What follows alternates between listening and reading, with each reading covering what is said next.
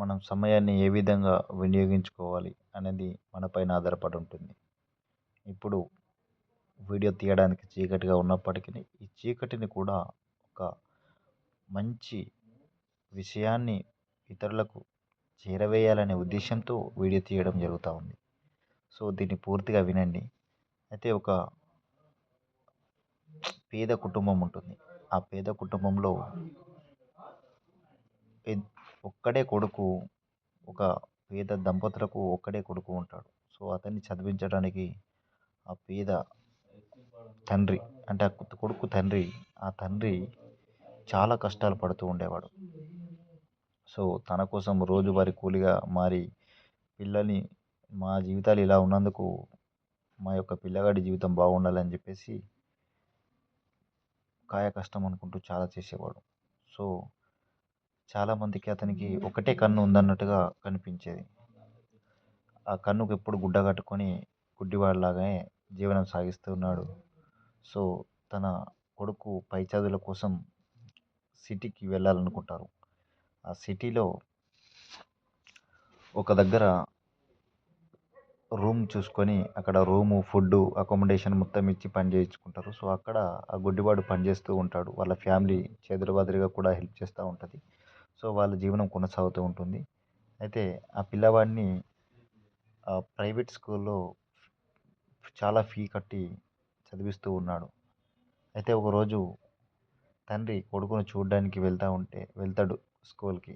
వెళ్తే ఆ కొడుకు చాలా కోపంతో, ఏ గుడ్డివాడా, ఇక్కడికి ఎందుకు వచ్చావు?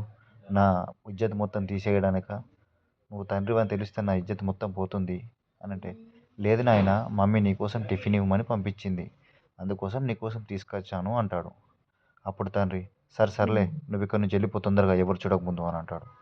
అప్పుడు తండ్రి, సర్లే, మావాడు మంచి స్కూల్లో చదువుతున్నాడు కదా, నేను ఇలా రావడం వల్ల వాడికి చిక్కు చేయట్లే అని ఫస్ట్ సారి అనుకుంటాడు. అలా వెళ్తూ ఉండగా మరి ఇంకోసారి లంచ్ బాక్స్ మర్చిపోయి మళ్ళీ వెళ్తాడు. సో అప్పుడు ఈ తల్లి మళ్ళీ తండ్రిని తీసుకొని వెళ్ళమని చెప్తూ ఉంటుంది. అప్పుడు వద్దు, మనోడు కోపానికి వస్తాడు, అక్కడ వాడికి సిగ్గుచేటుగా ఉంటుంది అంటే, లేదు లేదు అలా ఏముండదు, వాడి ఆకలికి తట్టుకోడు, నువ్వు వెళ్ళు అంటే మళ్ళీ తీసుకొని వెళ్తాడు. అప్పుడు మళ్ళీ మళ్ళీ ఎందుకు వచ్చావు, నువ్వు ఇలా, మా ఫ్రెండ్స్ చూశారు నిన్ను, మీ తండ్రి ఆ తండ్రి అంటున్నారు, నాకు చాలా సిగ్గుగా ఉంది, నువ్వు ఇలా చేయవు, నీకు ఒక్కసారి చెప్తే అర్థం కాదా అని చెప్పి తండ్రిని బెదిరించడం జరుగుతూ ఉంటుంది. అప్పుడు తండ్రి కొంచెం బాధతో ఇంటికి వెళ్ళిపోతాడు. అయితే ఇలా జరుగుతూ ఉంటుంది. ఈ విధంగా అతని స్కూల్ జీవితం పూర్తవుతుంది. తర్వాత అతను పై చదువుల కోసం కాలేజీకి వెళ్ళడం జరుగుతూ ఉంటుంది. అతను మళ్ళీ ఇంకో పెద్ద సిటీకి వెళ్ళడం జరుగుతుంది. అయితే ఆ కొడుకు డబ్బులు తక్కువ పడితే మాత్రం తండ్రిని అడుక్కునేవాడు, ఇంట్లో నుంచి తీసుకొని వెళ్ళేవాడు. కానీ తండ్రిని మాత్రం స్కూల్కి రానివ్వలేదు ఎప్పుడు. మళ్ళీ అతని కాలేజీకి ఎక్కువ డబ్బులు అవుతాయి కాబట్టి ఇంకో పని వెతుక్కొని ఇంకా కొన్ని డబ్బులు సంపాదించడం మొదలు పెడతాడు తండ్రి. సో అలా కాలేజీ నుంచి అతను చదువుకున్న ప్లేస్లకు రూమ్కు అలా వెళ్ళడం జరుగుతూ ఉంటుంది తండ్రి. అప్పుడు కూడా అవమానాలు చాలాసార్లు చేస్తూ ఉంటాడు. అలాగే తను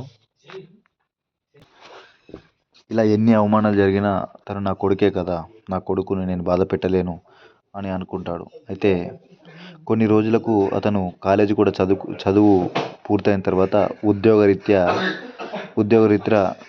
వేరే ప్రాంతంలో ఉండడం మొదలు పెడతాడు తల్లిదండ్రులను వదిలేసి. సో అప్పుడు సంవత్సరమైన 2 సంవత్సరాలైనా తల్లిదండ్రుల్ని కలవకుండా ఉండడం అలవాటు చేసుకొని తండ్రులందరినీ కలవకుండా ఉండిపోయాడు. అప్పుడు తల్లి కలవరిస్తూ ఉంటుంది, మా కొడుకు ఎందుకు రావడం లేదు, ఒకసారి వెళ్ళి చూసిరా అని. కాలేజీకి వెళ్తే అక్కడ లేడు, మీ వాడు ఉద్యోగం చేయడానికి వేరే దగ్గరికి వెళ్ళాడని చెప్తారు.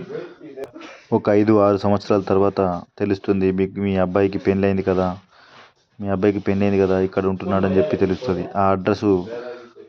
ఆ విషయాన్ని తెలుసుకుని తండ్రి బాధతో వచ్చి భార్యతో చెప్తాడు, మన అబ్బాయికి పెళ్ళి అయిపోయిందంట, 2 కొడుకులు కూడా ఉన్నారంట, మనకి ఏ విషయం చెప్పకుండా ఇలా చేస్తున్నాడు ఏంటి వీడు అని చెప్పేసి తల్లితో అంటే, తల్లి బాధతో, లేదండి వెళ్ళండి, వాడు పనిలో బిజీ ఉండి ఉంటాడని చెప్పి భార్య అంటది.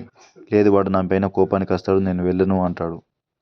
ఏదోలా భార్య మాట విని అక్కడికి చూడడానికి వెళ్తాడు. అప్పుడు తండ్రి మళ్ళీ బాధ పెడతాడు, నన్ను ప్రశాంతంగా ఉండడానికి నీకు ఇష్టం లేదా, నువ్వు ఎందుకు వచ్చావు ఇక్కడికి అని అంటాడు. అప్పుడు తండ్రి బాధతో వెళ్ళి భార్యకు చెప్తాడు, భార్య చాలా బాధతో ఇలాంటి కొడుకు పుట్టాడేంటి అని బాధతో ఉంటుంది. దగ్గరికి చూద్దామని కన్న తల్లి ప్రేమ ఆగలేక చూడడానికి వెళ్తే అవమానిస్తాడు. అప్పుడు సర్లే అని బాధతో వచ్చి భర్తతో కలిసి ఉంటుంది. కొద్ది రోజుల తర్వాత కొడుకు కొడుకుని వారి యొక్క ఫ్రెండ్స్ నీలాంటి ఫ్రెండ్ ఇలా ఉండడం మాకు నచ్చలేదు.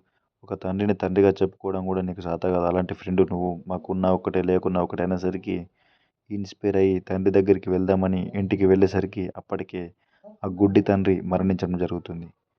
అప్పుడు ఆ తల్లి కొడుకు నిజం చెబుతుంది. నువ్వు గుడ్డి తండ్రి అని చిన్నప్పుడు హేళన చేసావు కదా.